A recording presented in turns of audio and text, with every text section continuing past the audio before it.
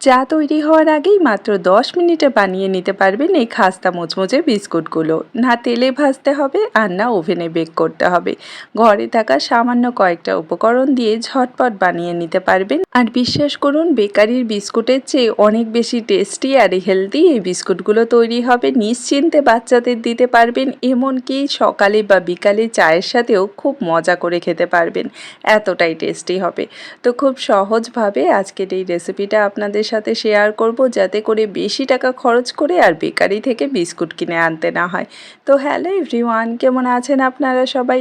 আশা করি আপনারা সবাই ভালো আছেন and welcome to my channel. তো আজকের এই রেসিপিটা যদি আপনাদের ভালো লেগে থাকে অবশ্যই লাইক আর শেয়ার করবেন, আর আমার চ্যানেলে নতুন এসে থাকলে চ্যানেলটাকে সাবস্ক্রাইব করে নেবেন। চলুন তাহলে শুরু করি আজকের এই রেসিপি।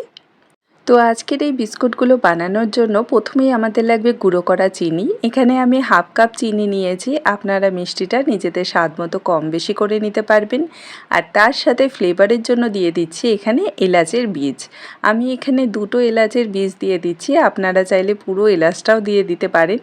এখন এই দুটো উপকরণ ভালো করে আমাদের ব্লেন্ড করে নিতে হবে, মানে চিনিটার পাউডার তৈরি করে নিতে হবে। এবারে একটা মিক্সিং বোলে আমি এই পুরো গুঁড়ো করা চিনিটা দিয়ে দিচ্ছি, আর এর সাথেই দিয়ে দেব আমি হাফ কাপ পরিমাণ ঘি। আজকের এই বিস্কুটগুলো আমি ঘি দিয়ে বানাচ্ছি, আপনারা চাইলে বাটার বা সাদা তেল দিয়েও বানিয়ে নিতে পারবেন। ঘি দিয়ে একবার বানিয়ে দেখুন, এতটা টেস্টি বিস্কুটগুলো তৈরি হবে আর এতটা হেলদি হবে যে সাদা তেল দিয়ে আর বিস্কুট তৈরি করতে মনই চাইবে না। তো যাই হোক, এবারে একটা হ্যান্ড উইক্স দিয়ে আমি এই গুঁড়ো করা চিনি আর ঘিটাকে ভালো করে ব্লেন্ড করে নিচ্ছি, মানে ফেটিয়ে নিচ্ছি। আর এই মিশ্রণটাকে আপনারা যতটা ভালো করে ফেটাবেন বিস্কুটগুলোও কিন্তু ততটাই খাস্তা আর মুচমুচে হবে। আর মোটামুটি 2 থেকে 3 মিনিটের মতো সময় লেগে যাবে এই মিশ্রণটাকে ফেটিয়ে নিতে, তাহলেই কিন্তু একদম পারফেক্ট হবে, ঠিক আছে? তো এখানে দেখুন আমি ফেটিয়ে নিয়েছি, কতটা হালকা এই মিশ্রণটা তৈরি হয়েছে। ঠিক এভাবেই একটু সময় নিয়ে কাজটা করবেন, দেখবেন বিস্কুটগুলো অসাধারণ হবে খেতে। তো এবারে আমরা শুকনো উপকরণগুলো অ্যাড করব। তার জন্য বোলটার উপরে আমি একটা ছাঁকনি বসিয়ে দিলাম, আর এর মধ্যে দিয়ে দিচ্ছি আমি 1 কাপ ময়দা। আপনারা চাইলে কিন্তু আটা দিয়েও বিস্কুটগুলো বানিয়ে নিতে পারবেন। আর এর সাথেই দিয়ে দিচ্ছি 1 টেবিল চামচ কাস্টার্ড পাউডার। এটা পুরোপুরি অপশনাল, আমি শুধুমাত্র একটু ভ্যানিলার টেস্ট আর তার সাথে সুন্দর কালারের জন্য দিয়েছি। 2 টেবিল চামচ গুঁড়া দুধও আমি এর মধ্যে দিয়ে দিচ্ছি, যাতে করে বিস্কুটগুলো খেতে আরও বেশি টেস্টি হয়। আর একটু বিস্কুটগুলো ফোলানোর জন্য আমি এখানে হাফ টিস্পুন দিয়ে দিচ্ছি বেকিং পাউডার। খেয়াল রাখবেন বেকিং সোডা কিন্তু অ্যাড করিনি, বেকিং পাউডার দিয়েছি।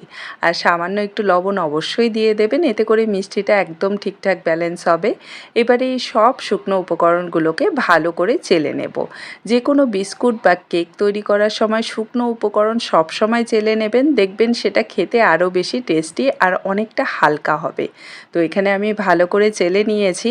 এবারে সব কিছু একসাথে ভালো করে মিশিয়ে একটা আমাদের ডো তৈরি করে নিতে হবে। প্রথমেই হাত দিয়ে মাখতে যাবেন না, যে কোনো একটা চামচ বা স্প্যাচুলা দিয়ে একটু ভালো করে মিশিয়ে নেবেন।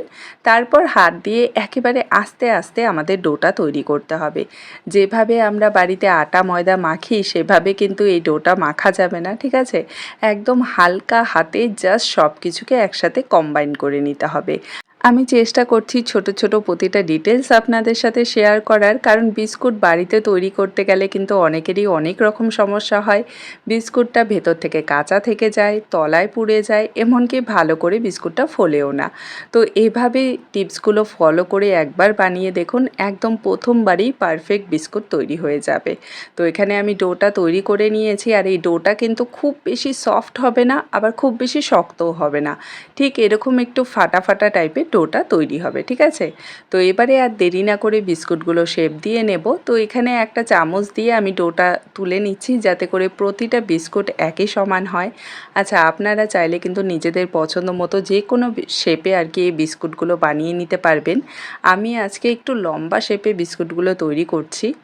আর ডোটা যেহেতু একটু ভাঙা ভাঙা হয়ে আছে, তো অনেকেরই মনে হবে এটা দিয়ে তো বিস্কুট শেপ দেওয়া যাবে না, কিন্তু চিন্তা করবেন না, একদম পারফেক্ট পরিমাণ আমি আপনাদের সাথে শেয়ার করেছি। আর এই রেসিপি ফলো করে বিস্কুট বানিয়ে দেখুন, একদম 100% পারফেক্ট হবে। আর যদি আপনাদের মনে হয় যে ডোটা খুব বেশি ড্রাই হয়ে গেছে, একদমই বিস্কুট শেপ দেওয়া যাচ্ছে না, তাহলে সামান্য পরিমাণ ঘি আর একটু বাড়িয়ে এটাকে মেখে নেবেন। দেখবেন খুব সুন্দরভাবে শেপ দিয়ে নিতে পারবেন। তো যাই হোক, এখানে আমি বিস্কুটগুলো শেপ দিয়ে নিয়েছি, এই যে দেখুন আরেকটাও হয়ে গেল। আর একটা ফ্রাই প্যানে আজকে আমি এই বিস্কুটগুলো বেক করব, তাই ফ্রাই প্যানটার মধ্যে সামান্য একটু তেল ব্রাশ করে আমি একটা বাটার পেপার লাগিয়ে দিয়েছি আর তার উপরে সবগুলো বিস্কুট দিয়েছি, ঠিক আছে। আর ওপর দিয়ে সামান্য একটু ড্রাই ফ্রুট দিয়েছি, এটা খেতেও ভালো লাগে আর দেখতেও সুন্দর লাগে। তো এবারে এই ফ্রাই প্যানেই আমি বিস্কুটগুলোকে বেক করে নেব, কিন্তু কিভাবে বেক করব চলুন দেখে নিই। তো এখানে দেখুন আমি একটা তাওয়া আগেই বসিয়ে রেখেছিলাম, 5 মিনিট আগে গরম করে নিয়েছি। এবার এই তাওয়াটার ওপরে আমি ফ্রাই প্যানটা বসিয়ে দিলাম। এবারে ঢাকা দিয়ে দেব আর ফ্লেমটাকে একদম লোতে করে দিয়ে আমাদের মোটামুটি 10 থেকে 12 মিনিটের মতো এই বিস্কুটগুলো বেক করতে হবে।